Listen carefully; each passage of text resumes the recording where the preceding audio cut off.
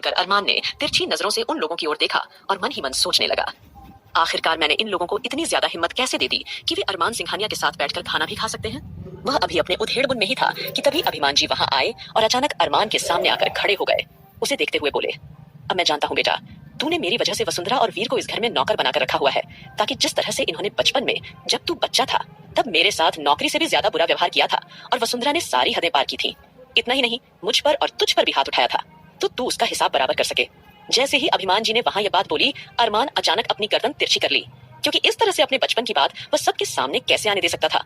वह लाल आंखों से अभिमान जी को घूरते हुए बोला, आपकी हिम्मत कैसे हुई अरमान सिंघानिया की किसी कमजोरी के बारे में बात करने की? और अगर अरमान सिंघानिया को बचपन में किसी ने परेशान किया था तो अरमान सिंघानिया उसे उसकी सजा दे चुका है। तो मुझे लगता है कि आपको इस बारे में अब ज्यादा नहीं सोचना चाहिए और किसी के सामने बोलना तो बिल्कुल नहीं चाहिए। फिर अरमान ने जहरीली निगाहों से लड़कियों और नानी माँ पर एक गहरी नजर डालते हुए कहा। अब सभी लड़कियां समझ चुकी थीं कि अरमान इस तरह से अपने बचपन की बातें सबके सामने होते देखकर काफी असहज हो रहा है। तो सभी लड़कियां स्यू एक दूसरे की शक्ल देखते हुए सीधा नानी माँ को लेकर डाइनिंग टेबल पर चली गईं। सभी लड़कियों के जाते ही अब लड़के भी फटाफट से उठ खड़े हुए और जाकर अपनी अपनी पार्टनर के साथ बैठ गए। आकाश रश्मि के साथ, ध्रुव आहान वंशिका रौनक के साथ, सुमित अपनी बीवी के साथ बैठ गया और अरमान सीधा जाकर अपनी किंग चेयर पर बैठ गया। अब यह देखकर अरमान को काफी हैरानी हो रही थी, क्योंकि आकाश रश्मि के सामने सर्व कर रहा था और आहान रौनक के सामने ध्रुव और सुमित भी राधिका वांशिका को खाना सर्व कर रहे थे। वहीं नानी माँ ने तिरछी नजरों से संदेश देते हुए एक बार वसुंधरा की ओर देखा। वसुंधरा हाथ बांधकर एक नौकरानी की तरह वहां खड़ी हुई थी। उसने सबकी पसंद से वहां पर कुछ डिशेस भी बना दी थी, लेकिन नानी माँ भला इस तरह से कैसे रौनक या रश्मि को उसकी बनाई हुई डिश खाने दे सकती थी। इसीलिए उन्होंने गहरी सांस ली और तुरंत सबको रोकते हुए बोली, अभी रुक जाइए, अभी कोई खाना नहीं खाएगा। जैसे ही नानी माँ ने यह कहा, अरमान जो अपने लिए कुछ सलाद वगैरह ले रहा था, उसके हाथ तुरंत रुक गए। उसने तिरछी नजरों से नानी माँ को घूर कर देखा और मन ही मन सोचने लगा, इस औरत की हिम्मत कैसे हुई कि इस तरह से अरमान सिंघानिया के घर में किसी को खाना खाने से रोके और ऑर्डर दे। भले ही अरमान ने उन सब लड़कियों को आकाश, सुमित, ध्रुव के साथ बैठने के बाद इग्नोर कर दिया था, लेकिन नानी माँ की यह बात वह इग्नोर नहीं कर पाया। वह भी कुछ कहने ही वाला था कि तभी नानी माँ बोल पड़ी, रौनक, रश्मि और मारिया बेटा, आप लोग अभी ये खाना नहीं खा सकते। सबसे पहले हमें यह खाना चेक करवाना होगा कि ये आप लोगों के लिए सही है या नहीं, क्योंकि ये खाना वसुंधरा जी ने बनाया है। जैसे ही नानी माँ ने यह कहा, अरमान एक पल के लिए सन्न रह गया और साथ ही वसुंधरा को गहरी नजरों से देखने लगा। कहीं ना कहीं उसे नानी माँ की बात सही लगी, क्योंकि वसुंधरा कितनी ज्यादा चालबाज थी, यह बात सभी लोग अच्छी तरह से जानते थे। फिलहाल वहीं अभिमान जी तुरंत उठ खड़े हुए और बोले थे, माँ जी बिल्कुल ठीक कह रही हैं। अब जैसे ही अभिमान जी ने सबके सामने नानी माँ को माँ कहा, अरमान के माथे पर सोच की लकीरें उभर आईं। वह मन ही मन सोचने लगा, आखिरकार ये लेडीज है कौन और ये इतनी ज्यादा निडर होकर क्यों बैठी हुई है? ऐसा क्यों लग रहा है कि पूरे घर में इन्हीं की चलती है? और ये मिस्टर सिंघानिया को क्या हो गया है कि इस ओल्ड लेडी को माँ कह रहे हैं? अब कहीं ना कहीं सबके दिल और दिमाग में भी कई सवाल उठने लगे थे, लेकिन जवाब किसी के पास नहीं था। फिलहाल आकाश तुरंत खड़ा हुआ और नानी माँ की ओर देखकर बोला, नानी माँ फिक्र मत कीजिए, मैं अभी पूरा खाना टेस्ट करवा लेता हूँ। यह कहकर आकाश ने जल्दी ही कुछ नौकरों को बुलाया और फटाफट से सभी खाना उन्हें टेस्ट करने के लिए दिया। उनके टेस्ट करने के बाद जब नौकरों को कुछ नहीं हुआ, तब भी आकाश ने संतुष्ट होकर मिनी हॉस्पिटल के डॉक्टरों से भी खाना टेस्ट करवाया, लेकिन सब कुछ सामान्य और नॉर्मल निकला। तब जाकर नानी माँ ने सबको खाना खाने की इजाजत दी थी। वहीं अरमान अब बिल्कुल खामोश था, लेकिन साथ ही साथ वह लगातार ऑब्जर्व कर रहा था कि आखिरकार यहाँ हो क्या रहा है। उधर जब पनीर की डिश आई तो रौनक के मुंह और होठों पर बार बार जीभ फिरने लगी। यह देखकर आहान ने तुरंत उसे कोहनी मारी और धीरे से बोला, क्या कर रही हो हवा? हवाई, इस तरह से सबके सामने खाने को देखकर इतना बुरा रिएक्ट कैसे कर सकती हो? आखिरकार तुम्हें हो क्या गया है? तुम पहले मुश्किल से पूरे दिन में एक सैंडविच खाती थी, उसके बाद भी मैं तुम्हारे आगे पीछे खाना लेकर घूमता रहता था, लेकिन तुम कुछ नहीं खाती थी। और अब अचानक तुम्हें हो क्या गया है? इतना सारा खाना तुम छोटे से पेट में कैसे समेट पाओगी? तुम्हारा खाना जाता कहाँ है? अब जैसे ही आहान ने रौनक से यह कहा और इस तरह की बात बोली, तभी अरमान की आंखें सख्त हो गईं। ऐसा लगा मानो अब उसका गुस्सा फूट पड़ेगा। उसने तुरंत जोरदार मुक्का खाने की टेबल पर मारा और खड़ा होकर उधर इशारा करते हुए बोला, आहवान, तुम्हारी हिम्मत कैसे हुई इस लड़की से इस तरह बात करने की? यह कब क्या खाती है, क्या नहीं खाती है, इसे तुम्हारा क्या लेना देना? सच सच बताओ, यहाँ हो क्या रहा है? और ये ओल्ड लेडी, अरमान जान बूझकर नानी माँ को नानी माँ कहने से बच रहा था, इसलिए उसने उन्हें ओल्ड लेडी कह दिया। अब जैसे ही नानी माँ ने अरमान के मुंह से अपने लिए ओल्ड लेडी सुना तो उनकी भौहें तन गईं। मन ही मन वह सोचने लगी, अभी तो हम इतने बूढ़े भी नहीं हुए कि दामाद जी हमारे मुंह पर हमें बूढ़ा कह रहे हो। भले ही वह अंग्रेजी में कह रहे हो, लेकिन अंग्रेजी में बूढ़ा हो या हिंदी में, बूढ़ा तो बूढ़ा ही होता है ना। नानी माँ अपनी भौहें उठाकर अरमान को देखने लगी, लेकिन तभी दादाजी तुरंत उठ खड़े हुए और अरमान का हाथ पकड़कर बोले, शांत हो जा अरमान, ये क्या कर रहा है और ये क्या तरीका हुआ बड़ों से इस तरह बात करने का? क्या तुम्हें बड़ों का सम्मान करना नहीं आता? हाँ, तुम ऐसे कैसे उन्हें ओल्ड लेडी बोल सकते हो? तो तुम उन्हें आंटी जी या कुछ और भी तो बुला सकते हो। इस तरह से तुम्हें उन्हें ओल्ड लेडी कहने का क्या मतलब है? अब दादाजी की बात सुनकर अरमान ने अचानक अपनी गर्दन तिरछी कर ली और दादाजी को देखकर बोला था, क्या बात है दादाजी? मैं नोटिस कर रहा हूँ, जब से यह ओल्ड लेडी और उनकी बेटियां इस घर में आई हैं, सभी लोग काफी ज्यादा बदले बदले से लग रहे हैं। और ये आहान को क्या हुआ है? ये सिर्फ इस लड़की के आगे पीछे क्यों घूम रहा है? क्योंकि जिस वक्त आज सुबह रौनक पार्क में जाकर बैठ गई थी, आहान उसके पीछे पीछे उसे मनाने के लिए गया था। ठीक उसी वक्त अरमान ऑफिस के लिए निकला था और उसने पार्क में रौनक और आहान को बैठे हुए देख लिया था। तो यह बात उसकी आंखों में चुभ गई थी, लेकिन फिलहाल उसे ऑफिस जाने की जल्दी थी, तो वह इस बारे में डिस्कस नहीं कर पाया। लेकिन अब जिस तरह से रौनक के साथ आहान बिहेव कर रहा था और उसे खाने को लेकर टोका रहा था, तो यह बात अब अरमान के लिए नाकाबिले बर्दाश्त हो चुका था और उसने तुरंत इस बात पर एक्शन ले लिया था। अब तो अरमान की बात सुनकर वहां खामोशी पसर गई थी। वही कहीं अहनान सोचने लगा, यह क्या कर डाला मैंने? इतनी बड़ी बेवकूफी कैसे कर सकता हूँ? अगर अरमान भाई को पता चल गया कि मेरी शादी हो चुकी है, तो वह तो आज ही मुझे उससे अलग करवा देंगे। उन्होंने तो टाइगर भैया और मारिया दीदी को भी तलाक के लिए बोल दिया है। देखो बेचारे दोनों का चेहरा किस तरह लटका हुआ है, क्योंकि टाइगर और मारिया जो खाने की टेबल पर मौजूद थे, आज कुछ अजनबी से लग रहे थे। वे एक दूसरे की ओर देखने से भी कतरा रहे थे। दोनों ने ही तलाक के बारे में अभी तक आपस में कोई बातें नहीं की थी, लेकिन कहीं उन दोनों के बीच का दर्द सभी कपल्स अच्छी तरह से महसूस कर रहे थे। और यह सब चीज आहान कैसे बर्दाश्त कर सकता था? उसने तुरंत ध्रुव को कोहनी मारी और बोला, भाई कुछ करना पड़ेगा। यह क्या हो रहा है, देखा तूने? अरमान भाई हर एक चीज नोटिस कर रहे हैं। मैंने तो ऐसे ही बोल दिया था बस, रौनक को खाने को लेकर। मुझे क्या पता था कि अरमान भाई सुन लेंगे। और अरमान भाई ऐसे कैसे कपल्स की बातें भी सुन सकते हैं? यह तो बुरी बात है ना। जैसे ही आहान ने रोनी शक्ल बनाते हुए यह कहा, ध्रुव तुरंत उसे डांटते हुए बोला, तुझे तो बहुत शौक है ना अपनी जुबान चलाने का। तुझे क्या जरूरत थी इस तरह ज्यादा बोलने की, वो भी अरमान भाई के सामने? कितनी बार कहा है थोड़ी सी एक्टिंग कर लिया कर। अभी देख, मैं एक डॉक्टर हूँ, लेकिन देख मैं कितनी अच्छी एक्टिंग करता हूँ। तूने देखा ना, मैंने वंशिका के सामने सिर्फ डिसीजन रख दिया, लेकिन उसके प्लेट में कुछ भी सर्व नहीं किया, क्योंकि अरमान भाई सभी को गौर से देख रहे थे। आकाश भाई और सुमित भाई ने भी केवल डिशेज आगे कर दी, लेकिन किसी के प्लेट में खुद से सर्व नहीं किया, क्योंकि अरमान भाई की नजर सबके ऊपर थी। लेकिन तू तो उठा उठा कर प्लेट में खुद अपने हाथों से रख रहा है, तो क्या अरमान भाई देखेंगे नहीं? वो अंधे थोड़ी ना है। अब जैसे ही ध्रुव ने यह बोला, आहान ने अपना मुंह बना लिया और बोला, तो क्या तू मेरी मदद नहीं कर सकता? दुश्मन है क्या तू मेरा? अरे मुझे तो समझ ही नहीं आ रहा क्या करूं। यह कहकर वह अपने बालों को छूने लगा, लेकिन फिर खुद को शांत करके गहरी सांस ली और बोला, अरमान भाई आप गलत समझ रहे हैं। ये लड़कियां हमारे मेहमान हैं और इनकी मेहमान नवाजी करना हमारा धर्म है, हमारा परम कर्तव्य है। आप नहीं जानते, मेहमान देवता के समान होते हैं, और नारी तो पूजा करने के लिए होती है।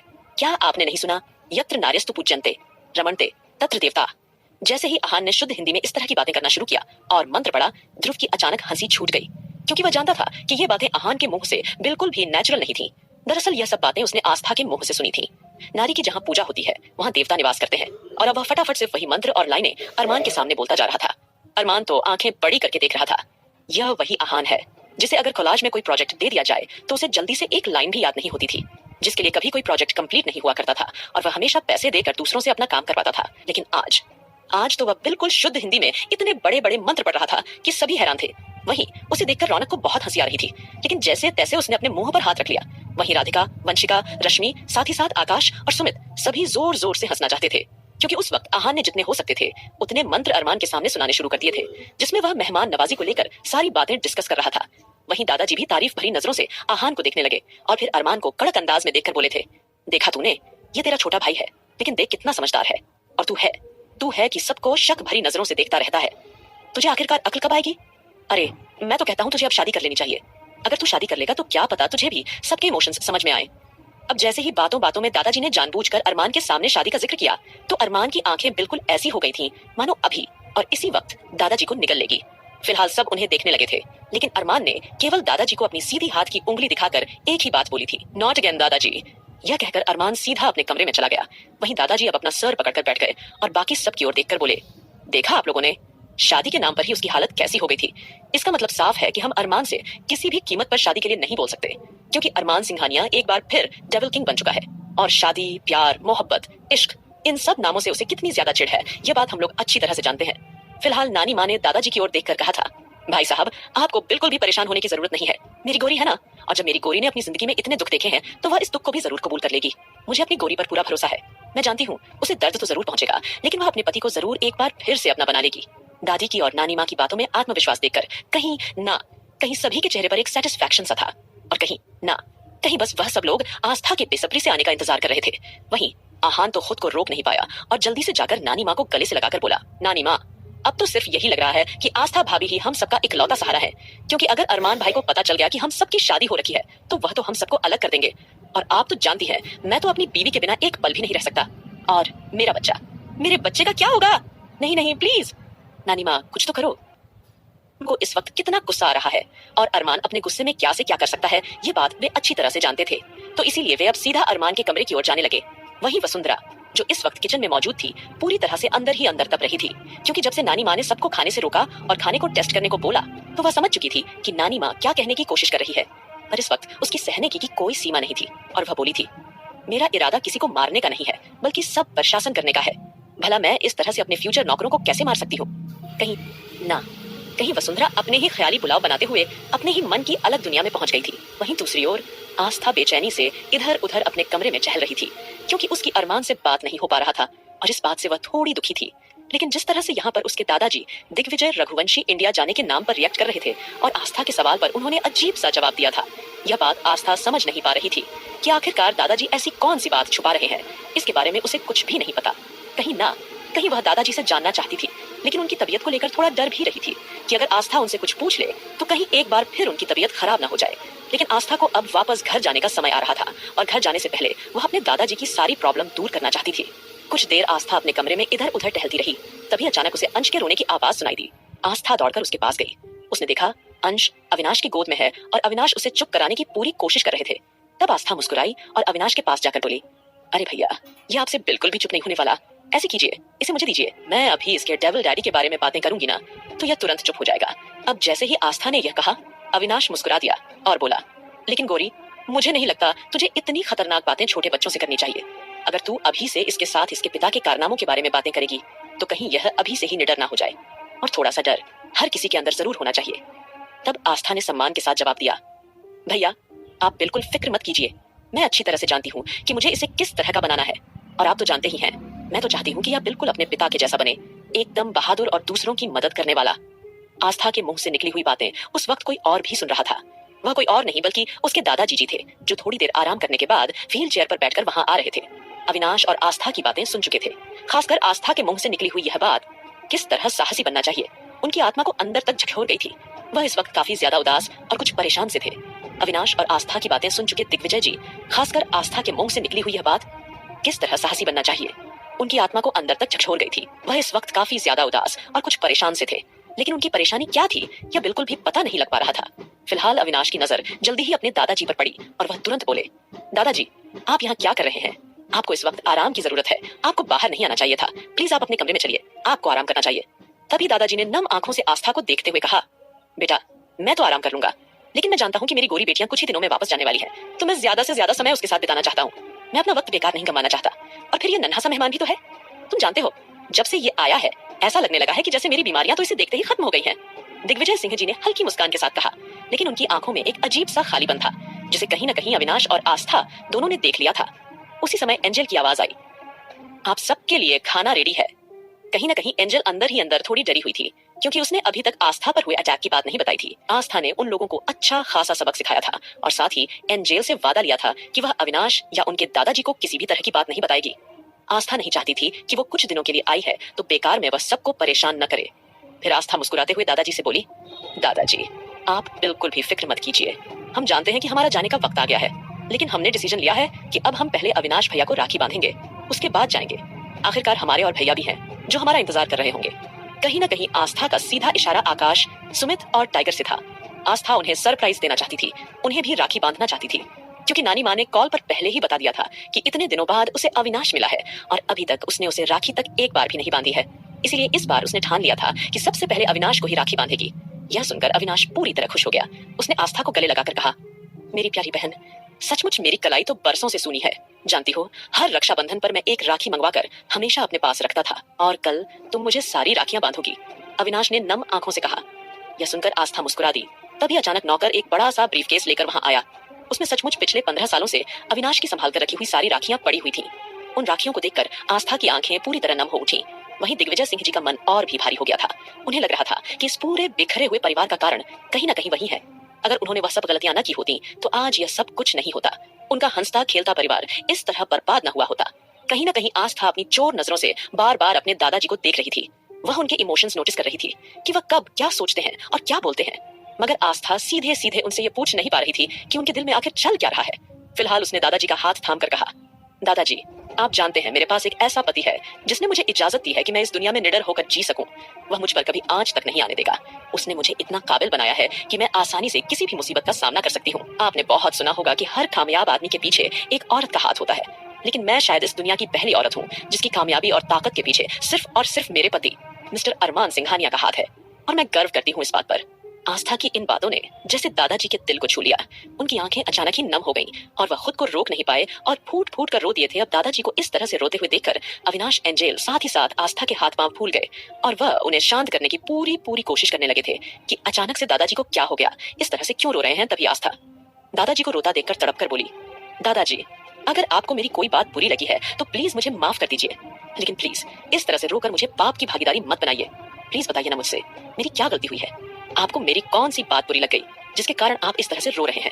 तभी अचानक आस्था ने देखा कि कुछ देर तक रोने के बाद ऐसा लग रहा था जैसे दिग्विजय सिंह जी अपने बरसों से दिल पर पड़े बोझ को उतार रहे हों। काफी देर तक रोने के बाद उनके चेहरे पर एक अजीब सी शांति थी और फिर उन्होंने आस्था की ओर देखा और कहा, गोरी, तुमने मुझसे कितनी ही बार पूछा कि ऐसा क्या कारण था कि मैं इतना बड़ा बेवकूफी भरा कार्य कर बैठा और इस तरह का लॉकेट बनवा बैठा जो मेरे ही परिवार की मौत का कारण बन गया। बेटा, मैं आज तुम्हें वह सच जरूर बताऊंगा, लेकिन पहले तुम मुझसे वादा करो कि तुम यह बात कभी भी सारी बात जानकर अपने दादाजी से नफरत नहीं करोगी।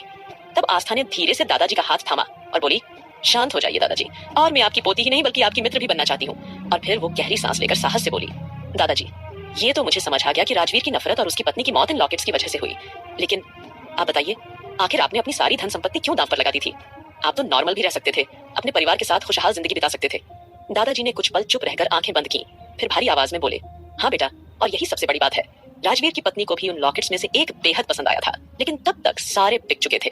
उसकी जिद, उसका गुस्सा और फिर उसकी मौत ने सब कुछ बदल दिया। राजवीर ने अपनी पत्नी के मरने के बाद पागलपन में कसम खाई कि जिनके गले में मेरे लॉकेट होंगे वो जिंदा नहीं बचेंगे। इसीलिए उसने निर्दोष लोगों की जान ली और लॉकेट्स छीन लिए। असल में मैं हमेशा से चाहता था कि लोग मुझे सिर्फ जमींदार दिग्विजय सिंह या धनवान आदमी के नाम से न जाने। मैं चाहता था कि मेरी पहचान मेरे काम से हो। मैंने जवानी से ही सपना देखा था कि मैं ऐसा कुछ बनाऊं जिसे लोग सिर्फ आभूषण नहीं बल्कि कला का शिखर माने। इसलिए मैंने दुनिया भर से कीमती पत्थर मंगवाए, कारीगरों को सालों तक काम पर लगाया और अपनी पूरी संपत्ति इन लॉकेट्स को बनाने में झोंक दी। हर लॉकेट अनोखा था, नायाब कारीगरी, महीन नक्काशी और कीमती रत्नों से जड़ा हुआ। लोग कहते थे कि मैं अपनी अक्ल खो बैठा हूँ, लेकिन मेरे लिए ये लॉकेट्स मेरी जिंदगी का सपना थे। आस्था ध्यान से सुन रही थी। दादाजी की आंखें ये सब बताते हुए पूरी तरह से चमक रही थी। तब आस्था ने नम आंखों से कहा, दादाजी, आपको उस लॉकेट को बनाने की प्रेरणा कहाँ से मिली? अब आस्था का यह सवाल सुनकर दादाजी पूरी तरह से चौंक गए थे और जल्दी ही कुछ अनचाहे से विजुअल उनकी आंखों के सामने आने लगे। तब दादाजी ने गहरी सांस लेकर बेहद सादगी से कहा, उसका नाम था श्री। बेहद सादगी भरी लेकिन दिल से बड़ी ख्वाहिश रखने वाली लड़की थी। वह हमेशा कहा करती थी, दिग्विजय, अगर तुम सच में मुझसे मोहब्बत करते हो तो मेरी एक ख्वाहिश पूरी करना। मैं चाहती हूँ कि तुम ऐसा एक अनोखा गहना बनाओ जिसे देखकर दुनिया तुम्हारा नाम ले और जिसे पहनने वाला हमेशा याद रखे कि यह मोहब्बत का निशान है। दादाजी उस वक्त बहुत करीब थे, लेकिन श्री की यह बात उनके दिल में पत्थर पर लकीर की तरह अंकित हो गई। लेकिन किस्मत ने क्रूर खेल खेला। दादाजी की शादी किसी और से हो गई और श्री किसी हादसे में उनसे हमेशा के लिए दूर हो गई। उस दिन के बाद से दादाजी के दिल में एक कसक हमेशा जिंदा रही। उन्होंने खुद से वादा किया था कि अगर श्री मेरी जिंदगी में वापस नहीं आ सकती तो कम से कम उसका सपना मैं पूरा करूंगा। यहीं से शुरू हुआ दादाजी का जुनून। उन्होंने अपनी सारी धन दौलत, जमीन जायदाद, कारोबार तक बेच डाला और सिर्फ एक ही काम को अपना मकसद बना लिया, लॉकेट बनाना। हर लॉकेट में उन्होंने वही डिजाइन डाला था। श्री ने अपने मुंह से डिस्क्राइब किया था और कहा था, याद रखना, यही मेरे सपनों का गहना होगा। सालों तक दादाजी दिन रात मेहनत करते रहे और जब वह लॉकेट तैयार हुए तो उन्होंने उसे बेचा ताकि दुनिया उसे पहने और जाने कि यही वह मोहब्बत का लॉकेट है जिसके पीछे एक अधूरी कहानी छिपी है। लेकिन एक लॉकेट उन्होंने कभी बेचा ही नहीं। वह लॉकेट उन्होंने अपनी पोती आस्था के लिए बचा कर रखा, क्योंकि दादाजी की नजर में आस्था वही मासूमियत, वही सादगी और वही हिम्मत थी जो उन्हें कभी श्री में दिखती थी। उनका अधूरा सपना यह था कि अगर जिंदगी ने मुझे वक्त दिया तो मैं यह आखिरी लॉकेट श्री को अपने हाथों से जरूर पहनाऊंगा, और अगर नहीं तो मेरी आस्था इसे हमेशा संभाल कर रखेगी। यही वजह थी कि दादाजी ने सब कुछ दांव पर लगाकर यह लॉकेट बनाए। उनके लिए यह सिर्फ गहना नहीं था, यह उनकी बचपन की मोहब्बत, श्री का अधूरा सपना और उनकी आत्मा का सबसे बड़ा जुनून था। दादाजी आज अपने दिल का बोझ हल्का करने के बाद कहीं ना कहीं बेहद शांत नजर आ रहे थे। एंजेल, अविनाश और साथ ही आस्था तीनों ही दादाजी की बातें सांसें थाम कर सुन रहे थे। दादाजी ने जब यह राज खोला कि उनकी जिंदगी में कभी एक मोहब्बत थी और सिर्फ उसी मोहब्बत की एक ख्वाहिश पूरी करने के लिए उन्होंने इतना बड़ा कदम उठा लिया था, तो सभी हैरान रह गए। हालांकि वह मोहब्बत उनसे जुदा हो चुकी थी, लेकिन उसकी यादें अब भी दादाजी के दिल में गहराई तक बसी हुई थीं। ये सुनकर सबके दिमाग सवालों से भर गए। आस्था ने गहरी सांस ली और तुरंत दादाजी से कहा, आगे की स्टोरी जानने के लिए सुनते रहिए पॉकेट एफएम दोस्तों। हालांकि वह मोहब्बत उनसे जुदा हो चुकी थी, लेकिन उसकी यादें अब भी दादाजी के दिल में गहराई तक बसी हुई थीं। यह सुनकर सबके दिमाग सवालों से भर गए। आस्था ने गहरी सांस ली और तुरंत दादाजी से कहा, दादाजी, अगर आप उनसे वाकई इतनी मोहब्बत करते थे तो आपने उन्हें ढूंढा क्यों नहीं? आखिरकार वह कहाँ हो सकती थी? उनकी कुछ पहचान, कुछ तो होगा। प्लीज हमें बताइए, वह आपसे कहाँ मिली थी? कौन सा गांव था आपका? आप कहाँ रहते थे? कहीं ना कहीं दादाजी की कहानी सुनने के बाद सबके मन में असंख्य सवाल उठ चुके थे। तब दादाजी ने नम आंखों से आस्था को देखा और कहा, बेटा, मैं जानता हूँ कि इस तरह की बात सुनकर तुम सब सोच रहे होगे कि मैंने तुम्हारी दादी को धोखा दिया, या फिर अपनी किसी बेवकूफी की वजह से मैंने अपने पूरे परिवार की किस्मत दांव पर लगा दी। लेकिन सच्चाई यह है कि मुझे नहीं पता था कि वही लॉकेट एक दिन पागल राजवीर की पत्नी को इतना भा जाएगा और इतना सब कुछ हो जाएगा। मैंने तो सिर्फ एक अधूरे वाक्यों को ध्यान में रखते हुए वह लॉकेट बनाया था। बस यही ख्वाहिश थी कि काश कभी वो दिन आए जब मैं उसे वह लॉकेट अपने हाथों से भेंट कर पाऊं। लेकिन मुझे उसका कोई निशान तक मालूम नहीं था, इसीलिए मैंने वही एक लॉकेट अपने पास रख लिया था। और ऐसा नहीं है कि मैंने अपने परिवार के बारे में नहीं सोचा था। मैंने बाकी जो लॉकेट बेचे थे उनसे ऑस्ट्रेलिया में अविनाश का भविष्य सुरक्षित कर दिया था, ताकि अविनाश या मेरे किसी भी वंश को कभी किसी परेशानी का सामना न करना पड़े। लेकिन जब से मेरी आंखों के सामने राजवीर ने तुम्हारे माता पिता की जान ली, तब से मुझे इस बात का गहरा पछतावा है, और यही पछतावा मेरी जिंदगी पर हावी हो गया। यही सोचकर मैं अंदर ही अंदर टूटता चला गया कि मेरी वजह से मेरा पूरा परिवार तबाह हो गया। अब यह सुनकर आस्था का दिल सवालों और हैरानी से भर चुका था, लेकिन इस वक्त वह दादाजी से कोई कठोर बात कहकर उनका दिल नहीं दुखाना चाहती थी। इसलिए आस्था ने दादाजी का हाथ थामा और बोली, दादाजी, आप क्यों परेशान होते हैं? इसमें आपकी कोई गलती नहीं है। आप इतने सालों से अपराध बोध में जी रहे हैं। अब और मत सोचिए किसी भी बारे में। दादाजी, आपको इस तरह से एक अपराध बोध में जीने की कोई जरूरत नहीं है। आपने सिर्फ और सिर्फ मोहब्बत की थी दादाजी, और मोहब्बत करना कोई गुनाह नहीं है। दादाजी, आप हमारी आंखों में देखिए। दादाजी, आज आपसे ये सारी बातें सुनकर आपके लिए हमारे दिल में प्यार और इज्जत और बढ़ गई है। आपको क्या लगता है कि हम इस बात को लेकर आपको दोष देंगे? जो कुछ होना था वह हमारी किस्मत में था दादाजी, और इस तरह से किसी बात को पकड़कर हम आपको दोष नहीं दे सकते। और हाँ, इसी के साथ साथ आज आपकी गोरी आपसे एक वादा भी करती है कि वापस जाने के बाद हम आपकी मोहब्बत को ढूंढने की पूरी कोशिश करेंगे। बस उसके बारे में आपको हमें उनकी पूरी जानकारी देनी होगी। और हाँ, हम आपसे वादा भी करते हैं कि जो यह लॉकेट हमने आज तक संभाल कर रखा हुआ है, हम आपके हाथों से ही उन्हें उनके गले में पहनाएंगे। और हमें पूरी उम्मीद है कि वह आज भी जहाँ भी होंगी बिल्कुल ठीक और स्वस्थ होंगी। यह सुनकर देखो, दिग्विजय सिंह जी रोते रोते हल्का सा मुस्कुरा दिए थे और बोले, गोरी बिटिया, क्या इस बुढ़ापे में तुम्हें लगता है कि हमें कोई इश्क सूझेगा? नहीं नहीं गोरी बिटिया, बस उस टाइम पर जवानी का जुनून था, एक ललक थी कुछ ऐसा करने की, वह हम कर दिए, लेकिन उसमें हमने बहुत कुछ खो दिया। गोरी बिटिया, ये कहते हुए वह एक बार फिर फपक पड़े। तब अविनाश आगे आए और दादाजी से बोले, गोरी बिल्कुल ठीक कह रही है। दादाजी, आपको इस तरह से अपराध बोध में जीने की कोई जरूरत नहीं है। और फिर मुझे तो आज पता चला कि मेरे दादा जितने बड़े इश्कबाज थे कि अपनी मोहब्बत में सब कुछ दांव पर लगा बैठे। अब जैसे ही अविनाश ने हल्के से मुस्कुराने की कोशिश करते हुए यह कहा, तो एंजल भी मुस्कुरा दी थी और अविनाश से कानों में सरगोशी करते हुए बोली, मैं चाहती हूँ कि तुम भी मुझे दादाजी जैसी ही जुनून भरी मोहब्बत करो। ये सुनकर अविनाश के गाल अचानक लाल से हो गए। वह एंजल को कुछ कहना चाहता था, लेकिन फिलहाल आस्था और दादाजी के होने की वजह से कुछ कह नहीं पाया। लेकिन तभी उन्हें अचानक अंश की खिलखिलाकर हंसने की आवाज सुनाई दी। अब अंश, जो कि दादाजी और बाकी सबसे थोड़ी दूरी पर बड़े से सोफे पर लेटा हुआ था, मन ही मन सोच रहा था, यह सब के सब अपनी बातों में कितने ज्यादा खो गए हैं। किसी को इस बेचारे छोटे से बच्चे का भी ख्याल नहीं कि उनके आसपास एक बच्चा भी लेटा हुआ है। लगता है मुझे ही कुछ करके इनका ध्यान अपनी ओर आकर्षित करना होगा। यह सोचकर वह हंसने लगा। अंश की नन्ही सी किलकारी पूरे घर में गूंज उठी और सभी कहीं ना कहीं मुस्कुरा दिए। आज दादाजी के दिल पर से एक बहुत बड़ा बोझ उतर चुका था। तब आस्था ने उन्हें कहा कि राखी का त्योहार है, उसके बाद वो उसी शाम इंडिया लौट जाएगी और वहां जाकर उसे आकाश भैया, सुमित भैया और बाकी सबको भी राखी बांधनी है, और साथ ही दादाजी का एक नया मिशन भी पूरा करना है। जैसे ही आस्था ने यह कहा, अविनाश ने उसे गले से लगा लिया और उसका हाथ पकड़कर बोला, गोरी, तुम यहीं रुक जाती तो ज्यादा अच्छा होता, तुम्हें भेजने का बिल्कुल भी दिल नहीं है। तब आस्था ने अविनाश का हाथ थाम कर कहा था, भैया, वहां भी हमारा एक परिवार है जो हमारा इंतजार कर रहा है, और मुझे पूरी उम्मीद है जब भी मुझे आपकी जरूरत पड़ेगी तो आप दौड़े चले आएंगे। तब अविनाश बोला था, ये भी कोई कहने की बात है। और हाँ, एक और बात, अभी के लिए तो मैं तुम्हारे साथ नहीं आ सकता, लेकिन तुम्हें जब भी कभी भी मेरी जरूरत पड़ेगी, तुम वादा करो कि सबसे पहले मुझे कॉल करोगी, बस मुझे ही कॉल करोगी। यह सुनकर आस्था मुस्कुराते हुए अपने भाई को गले से लगाकर बोली, आपको नहीं तो और किसे कॉल करूंगी?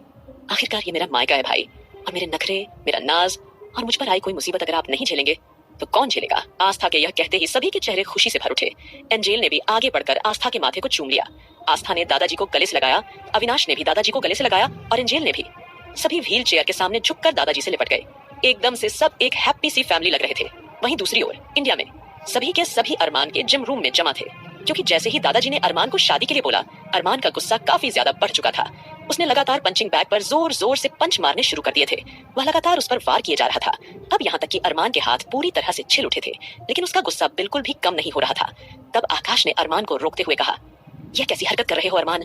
तुझे शांत हो जाना चाहिए। दादाजी ने कोई नई बात तो नहीं कही है, वह सिर्फ तेरी शादी करवाना चाहते हैं। तो फिर तू दादाजी की बात क्यों नहीं मान लेता? आकाश के इस तरह कहने पर अरमान अचानक रुक गया और आकाश को घूरते हुए बोला, यह क्या बकवास कर रहे हो तुम आकाश? तुम ऐसा सोच भी कैसे सकते हो कि अरमान सिंघानिया शादी करेगा? अरमान सिंघानिया की जिंदगी में शादी, प्यार या इमोशन नाम की कोई चीज नहीं है। तुम यह बात अच्छी तरह से जानते हो। तभी सुमित आकाश को देखकर थोड़ा आगे बढ़ा और अरमान को देखकर बोला, अरमान, हमारी बात ध्यान से सुनो। वैसे भी तुम्हारी जिंदगी में इतनी सारी नफरत सिर्फ और सिर्फ वसुंधरा की वजह से भरी हुई थी, लेकिन वसुंधरा और उसके परिवार को तो तुम एक अच्छी खासी सजा दे चुके हो।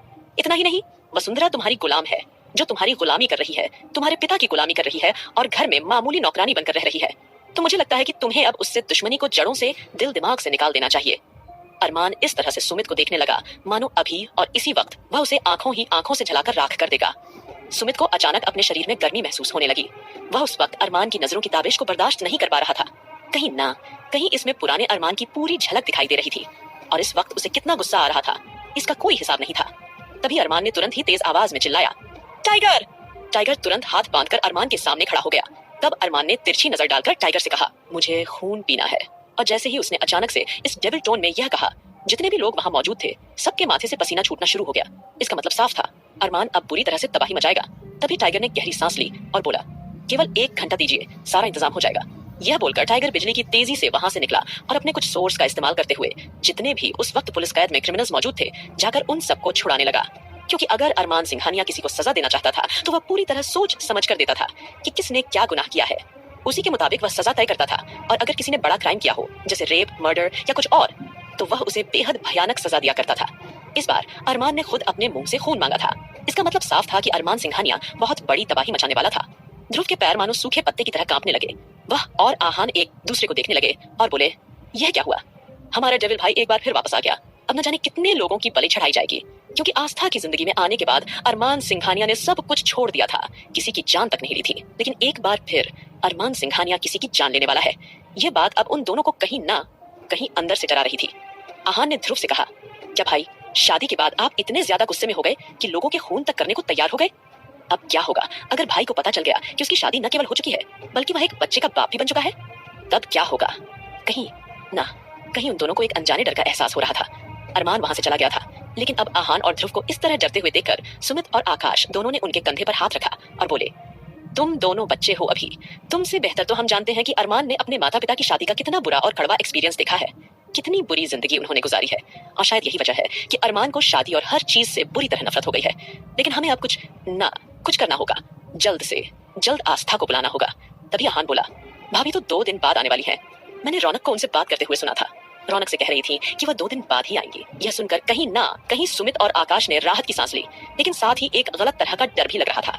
क्योंकि जब आस्था आएगी तो वह किस तरह अरमान का सामना करेगी, क्योंकि अरमान अब पहले से भी ज्यादा खतरनाक हो चुका था।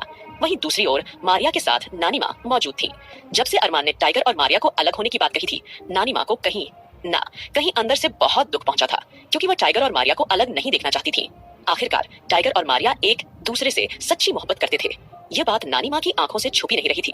वह मारिया को समझाने का पूरा प्रयास कर रही थी। तुम्हें इस तरह परेशान बिल्कुल नहीं होना है, अपना पूरा ख्याल रखना है। धीरे धीरे सबके साथ बैठा करो। राधिका, वंशिका, रौनक, सबके साथ थोड़ा वक्त बिताओ। इससे तुम्हारा दिल हल्का होगा और तुम्हें अच्छा माहौल मिलेगा, जो कि तुम्हारे बच्चे के लिए बिल्कुल ठीक होगा। मारिया भी कहीं नानी माँ से की बातों में हाँ मिला रही थी और नानी माँ के साथ थोड़ा खुल भी गई थी। और तब पहली बार खुद से मारिया ने नानी माँ से कहा था कि उसका आज कुछ खट्टा मीठा खाने का दिल कर रहा है, क्योंकि हमारी जब से प्रेगनेंसी हुई थी उसने कभी कोई ख्वाहिश जाहिर नहीं की थी। लेकिन आज नानी माँ के इतना ज्यादा प्यार दिखाने पर वह खुद को रोक नहीं पाई और बोल पड़ी थी कि उसका कुछ खट्टा मीठा खाने का दिल कर रहा है। उसे कुछ समझ नहीं आ रहा था कि यह अजीब सी फीलिंग क्या है। यह सुनकर नानी माँ मुस्कुराई और उसके बालों पर प्यार से हाथ फेरते हुए बोली, बिटिया, यह तो बहुत अच्छी बात है कि तुम्हारा कुछ खट्टा मीठा खाने का दिल कर रहा है। देखो, अब हम तुम्हारे लिए क्या बनाते हैं, जो खट्टा भी होगा और मीठा भी होगा। हमें पूरी उम्मीद है कि तुम्हें बहुत पसंद आएगा। यह सुनकर मारिया के चेहरे पर एक हल्की लेकिन साफ दिखने वाली मुस्कान आई, क्योंकि मारिया के चेहरे पर बहुत ही कम इमोशन आया करते थे। लेकिन जब उसका काफी दिनों से कुछ खट्टा मीठा खाने का दिल कर रहा था, तो इसी चक्कर में वह खट्टा नींबू भी खा चुकी थी, साथ साथ चीनी भी खा चुकी थी और कुछ और मीठा भी। लेकिन उसका दिल बिल्कुल भी संतुष्ट नहीं हो रहा था। मारिया को यह सब काफी अजीब भी लग रहा था, क्योंकि उसे पहली बार इस तरह की क्रेविंग हुई थी कि उसे बस खट्टा मीठा ही चाहिए। और इसी वजह से उसने नानी माँ से यह बात कह दी। तब नानी माँ हल्का सा मुस्कुराती हुई बाहर आई बाहर आकर उन्होंने देखा कि इस वक्त रौनक टांग पर टांग रखकर बैठी हुई थी और साथ ही वसुंधरा को बार बार कुछ खाने के लिए बनवाई जा रही थी। राधिका और वंशिका अपनी हंसी कंट्रोल करते हुए कहीं रौनक को ही देख रही थी। फिलहाल अब रश्मि इस वक्त अस्पताल में चली गई थी, क्योंकि जब तक उसे पूरा 9th मंथ पूरा नहीं लग जाता उसे लगता था कि किसी तरह की छुट्टी की जरूरत नहीं है, इसलिए वह वापस घर पर भी नहीं बैठ सकती थी। इसीलिए रश्मि सीधी अस्पताल में चली गई थी। घर में अब रौनक, वंशिका और राधिका रह गई थी। दोनों ही कहीं रौनक को समझाने के बजाय उसके साथ मिलकर शरारत करने लगी थी। फिलहाल राधिका ने वंशिका से कहा, यार देखा तुमने, कितनी अच्छी फीलिंग है ना, रौनक प्रेग्नेंट है, उसको देखो कितनी अच्छी अच्छी चीजें खाने का दिल करता है, और मेरा देखो मैं डाइट के चक्कर में कुछ खा ही नहीं पाती, काश मैं भी प्रेग्नेंट होती थी। फिर बोली, सीरियसली तुम्हें पता है जब से प्रेग्नेंट हुई हूँ मुझे ऐसा लगने लगा है कि कितना सारा खाना मेरे अंदर चला जाता है, लेकिन जब भी मैं रात को सोती हूँ ना, मैं सो ही नहीं पाती। मेरे पैरों में बहुत दर्द होता है, इतना ही नहीं मेरा पेट काफी ज्यादा फुल सा रहता है। वो तो आहान बेचारा है जो रात भर मेरे पैरों की मसाज करता रहता है। अब जैसे ही रौनक ने यह कहा, राधिका ने मन ही मन सोचा कि अगर वह प्रेग्नेंट हो जाएगी तो सुमित भी उसकी इसी तरह से केयर किया करेगा। फिलहाल रौनक ने वसुंधरा को कभी कुछ खाने की फरमाइश कर करके पूरी तरह से थका डाला था, और वहीं वीर को तो रौनक, वंशिका और राधिका तीनों ने मिलकर एक रामू काका टाइप बना दिया था। उससे वह जो भी बाहर का खाना होता था ऑनलाइन ऑर्डर करने के बजाय वीर से मंगवाना पसंद कर रहे थे। कहीं न कहीं वीर की शक्ल देखने लायक हुआ करती थी। जब भी रौनक, वंशिका, राधिका को कुछ भी बाहर का खाने का मन हुआ करता, वीर उन्हें लाकर दे देता। लेकिन इन तीनों के लिए काम करके उसे अलग ही तरह की खुशी मिल रही थी। उसे ऐसा लग रहा था मानो वह अपनी प्रेमिका के लिए इस तरह से कोई सामान खरीद रहा हो। वह इसी बात से खुद को समझकर तीनों के लिए काम करता था। वहीं रौनक और राधिका यह सोचा करती थी कि शायद वीर को बुरा लग रहा है, लेकिन उन्हें नहीं पता था कि वीर उनके बारे में क्या सोच रहा है। फिलहाल अब नानी माँ ने जल्दी ही एक बढ़िया सी डिश बना दी और फटाफट से डाइनिंग टेबल पर खाना लगा दिया। वही चौंक गई रौनक। वह तुरंत नानी माँ के पास गई और बोली, यह क्या नानी माँ, आपने इतनी जल्दी खाना टेबल पर क्यों लगा दिया है? क्या हुआ है? और इतनी जल्दी किसको भूख लगी है? मुझे तो भूख नहीं लगी, मैं तो वैसे भी हर थोड़ी देर में वसुंधरा आंटी से कुछ ना कुछ बनवा कर खा ही रही हूँ। अब यह सुनकर नानी माँ मुस्कुरा दी और बोली, शायद आप भूल रही हैं रौनक बिटिया, इस घर में एक और बिटिया है जो माँ बनने वाली है। आज उसका कुछ अलग चीज खाने का मन था, कुछ खट्टा मीठा, बस हमने उसके लिए वही बनाया है। अब यह सुनकर रौनक पूरी तरह से हैरान हो गई और बोली, क्या ऐसी भी कोई डिश होती है जो खट्टी मीठी बनती है? नानी माँ बोली, हाँ, जैसे कद्दू की सब्जी नहीं होती जिसे हम खट्टा भी खा सकते हैं और मीठा भी, लेकिन मारिया बिटिया को कुछ अलग तरह की चीज खानी थी, इसीलिए हमने उसके लिए कुछ स्पेशल बनाया है। अब यह हम तो बताएंगे नहीं कि वह क्या है, और खबरदार अगर तूने उस चीज को छुआ, पहले मारिया बिटिया का मन है, पहले वही खाएगी। अब यह सुनकर रौनक ने मुंह फुला लिया और बोली, यह क्या नानी माँ, मैं भी तो थोड़ा सा टेस्ट कर सकती हूँ। खट्टी मीठी नाम सुनते ही मेरे मुंह में पानी आ रहा है, तो प्लीज मुझे भी थोड़ा सा टेस्ट तो करवाइए। जैसे ही रौनक ने आंखों में अजीब सी चमक लाकर यह कहा, नानी माँ मुस्कुरा दी और बोली, इस लड़की का कुछ नहीं हो सकता। फिलहाल तभी राधिका और वंशिका भी अब रौनक के पास आकर खड़ी हो गई। उन्होंने नानी माँ की बातें सुन ली थी। अब सभी को यह क्यूरियोसिटी हो रही थी कि आखिरकार नानी माँ ने ऐसा क्या बनाया है जो खट्टा और मीठा दोनों है। कद्दू की सब्जी तो नानी माँ ने कहा कि वह नहीं है, तो फिर क्या बनाया है? फिलहाल नानी माँ ने गहरी सांस ली और फटाफट से मारिया को आवाज लगाकर बुला लिया।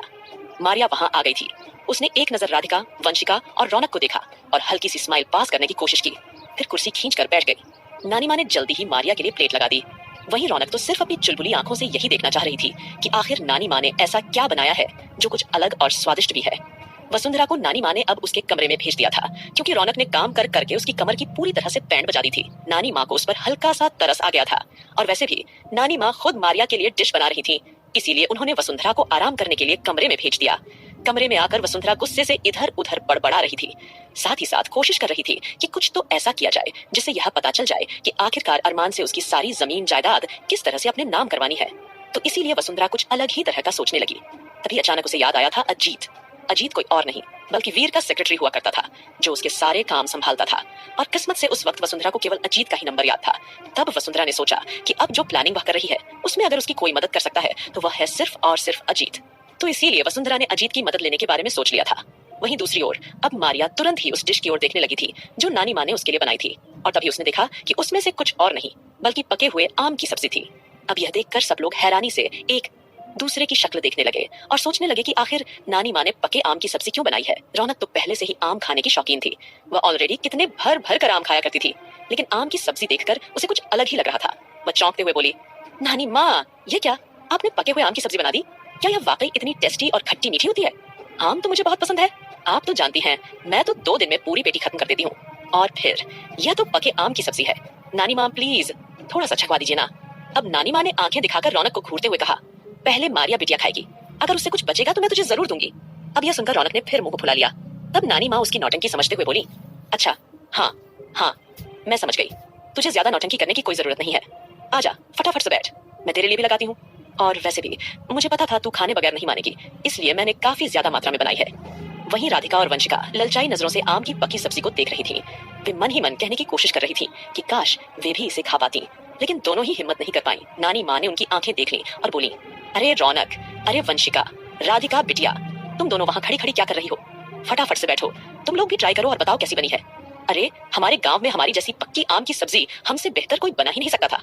नानी माँ ने जैसे ही शेखी बघारते हुए यह कहा, वह दोनों मुस्कुरा दी। और सच तो यह था कि कहीं वे तो बहाना ही ढूंढ रही थी सब्जी खाने का। फटाफट से वे भी वहीं बैठ गई। अब नानी माँ ने मुस्कुराकर सब लड़कियों को खाना परोसना शुरू कर दिया। वहीं मारिया ने एक बाइट खाने के बाद तुरंत ही अपनी आंखें बंद कर ली। ऐसा लगने लगा था मानो उसे उसका मनपसंद मनचाहा खाना मिल चुका है, जिसकी उसे कितने ही दिनों से क्रेविंग थी, लेकिन वह किसी से कह नहीं पाई थी। अचानक मारिया ने नानी माँ का हाथ पकड़कर कहा, शुक्रिया नानी माँ। अब मारिया की यह आवाज सुनकर राधिका, वंशिका और रौनक, जो फटाफट से खाने पर टूट पड़ी थी, तीनों ही खांस पड़ी। तब नानी माँ ने घबराकर तुरंत ही तीनों को पानी का गिलास दिया, क्योंकि मारिया के मुंह से बहुत कम ही आवाज निकला करती थी फिलहाल। तभी नानी माँ ने मारिया से कहा, बिटिया शुक्रिया करने की कोई जरूरत नहीं है, बस तुम हमें यह कह दो कि तुमने हमें उस बात के लिए माफ कर दिया है जब हमने दामाद जी को तुम्हारी गाड़ी चलाने से मना कर दिया था। अब नानी माँ ने जैसे ही मौका देखकर अपनी उस गलती की माफी मांगी, तब मारिया ने उनका हाथ चूम लिया और बिना कुछ कहे थोड़ा सा खाना और खाकर सीधे अपने कमरे में चली गई। कहीं नानी माँ अभी भी अपने उसी हाथ को देख रही थी जिस पर मारिया ने किस किया था। उन्हें किसी पुराने एहसास की तरह महसूस हो रहा था फिलहाल। तभी नानी माँ ने तीनों लड़कियों को देखते हुए कहा, अच्छा एक बात बताओ, क्या तुम लोगों को कुछ याद भी है कि कल क्या है? अब यह सुनकर तीनों हैरानी से नानी माँ को देखकर बोली, नानी माँ क्या है कल? तब नानी माँ बोली, देखो अब लगातार 2 त्योहार आ रहे हैं। कल तो भाई बहनों का त्योहार है, कल राखी है, और उसके ठीक 3 दिनों बाद हमारे कान्हा का जन्मदिन है। जानती हो तुम लोग, हम चाहते हैं कि हम अच्छे से ये दोनों ही त्योहार मनाएं। कितने दिनों से हमने ढंग से कोई भी त्योहार नहीं मनाया, और वैसे भी मेरी आस्था बिटिया भी अब 2 दिन बाद आ रही है, तब तो कान्हा जी के जन्मदिन की खुशी और ज्यादा हो जाएगी। और वैसे भी उसने बताया है कि वह अपने भाई को राखी बांधकर ही आएगी।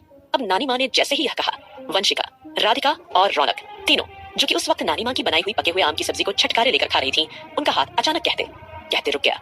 तीनों की आंखों में एक अजीब सी नमी आ गई थी। नानी माँ उन्हें देखकर बोली, क्या बात है बिटिया, तुम लोग इस तरह से खाना खाते खाते क्यों रुक गई, और ये नमी कैसी है? तब रौनक, राधिका और वंशिका तीनों ही कुछ नहीं बोल पाए, लेकिन नानी माँ कहीं ना कहीं समझ चुकी थी कि क्या बात है।